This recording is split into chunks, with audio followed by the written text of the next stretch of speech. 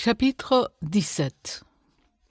Paul et Silas passèrent par Amphipolis et Apollonie, et ils arrivèrent à Thessalonique, où les Juifs avaient une synagogue.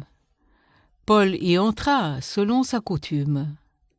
Pendant 3 Shabbats, il discuta avec eux d'après les Écritures, expliquant et établissant que le Christ devait souffrir et ressusciter des morts. Et Jésus que je vous annonce, disait-il, c'est lui qui est le Christ. Quelques-uns d'entre eux furent persuadés et se joignirent à Paul et à Silas, ainsi qu'une grande multitude de Grecs craignant Dieu, et beaucoup de femmes de qualité. Mais les Juifs, jaloux, prirent avec eux quelques méchants hommes de la populace, provoquèrent des attroupements et répandirent l'agitation dans la ville. Ils se rendirent à la maison de Jason, et ils cherchèrent Paul et Silas pour les amener vers le peuple. Ne les ayant pas trouvés, ils traînèrent Jason et quelques frères devant les magistrats de la ville en criant « Ces gens qui ont bouleversé le monde sont aussi venus ici, et Jason les a reçus. Ils agissent tous contre les édits de César. Disons qu'il y a un autre roi, Jésus. » Par ces paroles, ils émurent la foule et les magistrats qui ne laissèrent aller Jason et les autres qu'après avoir obtenu d'eux une caution. Aussitôt, les frères firent partir de nuit Paul et Silas pour Bérée. Lorsqu'ils furent arrivés, ils entrèrent dans la synagogue des Juifs. Ces Juifs avaient des sentiments plus nobles que ceux de Thessalonique. Ils reçurent la parole avec beaucoup d'empressement, et ils examinaient chaque jour les Écritures pour voir si ce qu'on leur disait était exact.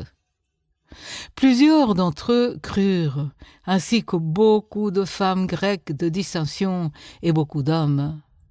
Mais quand les Juifs de Thessalonique surent que Paul annonçait aussi à Bérée la parole de Dieu, ils vinrent y agiter la foule.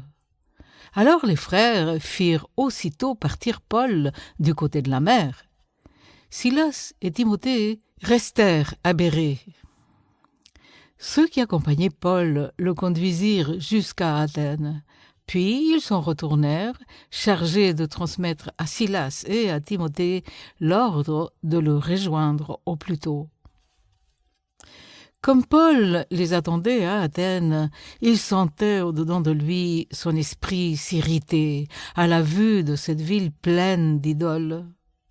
Il s'entretenait donc dans la synagogue avec les Juifs et les hommes craignant Dieu, et sur la place publique, chaque jour avec ceux qu'il rencontrait. Quelques philosophes épicuriens et stoïciens se mirent à parler avec lui. Et les uns disaient « Que veut dire ce discoureur ?» D'autres, l'entendant annoncer Jésus et la résurrection, disaient « Il semble qu'il annonce des divinités étrangères. » Alors ils le prirent et le menèrent à l'Aréopage, en disant « Pourrions-nous savoir quelle est cette nouvelle doctrine que tu enseignes ? Car tu nous fais entendre des choses étranges. Nous voudrions donc savoir ce que cela peut être. Non, nous voudrions donc savoir ce que cela peut être. » Or, tous les Athéniens et les étrangers demeurant à Athènes ne passaient leur temps qu'à lire et à écouter des nouvelles. Paul, debout au milieu de l'Aréopage, dit « Hommes athéniens, je vous trouve à tous égards extrêmement religieux. Car en parcourant votre ville et en considérant les objets de votre dévotion, j'ai même découvert un autel avec cette inscription « À un Dieu inconnu ». Ce que vous révérez sans le connaître, c'est ce que je vous annonce. Le Dieu qui a fait le monde et tout ce qui s'y trouve, étant le Seigneur du ciel et de la terre, n'habite point dans des temples faits de main d'homme. Il n'est point servi par des mains humaines, comme s'il avait besoin de quoi que ce soit. Lui qui donne à tous la vie, la respiration et toutes choses. Il a fait que tous les hommes, sortis d'un seul sang, habitent sur toute la surface de la terre ayant déterminé la durée des temps et les bornes de leur demeure. Il a voulu qu'ils cherchent le Seigneur et qu'ils s'efforcent de le trouver en tâtonnant, bien qu'il ne soit pas loin de chacun de nous. Car en lui nous avons la vie, le mouvement et l'être. C'est ce qu'ont dit aussi quelques-uns de vos poètes. De lui nous sommes la race. Ainsi donc, étant la race de Dieu, nous ne devons pas croire que la divinité soit semblable à de l'or, à de l'argent ou à de la pierre sculptée par l'art et l'industrie des hommes.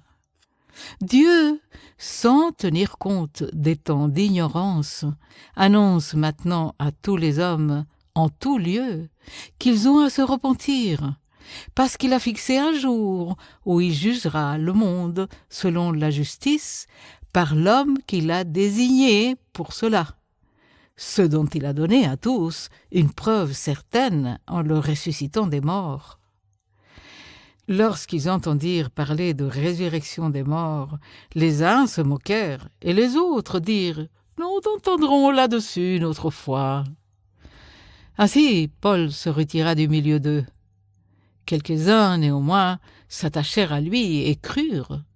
Denis, l'Aréopagite, une femme nommée Damaris, et d'autres avec eux.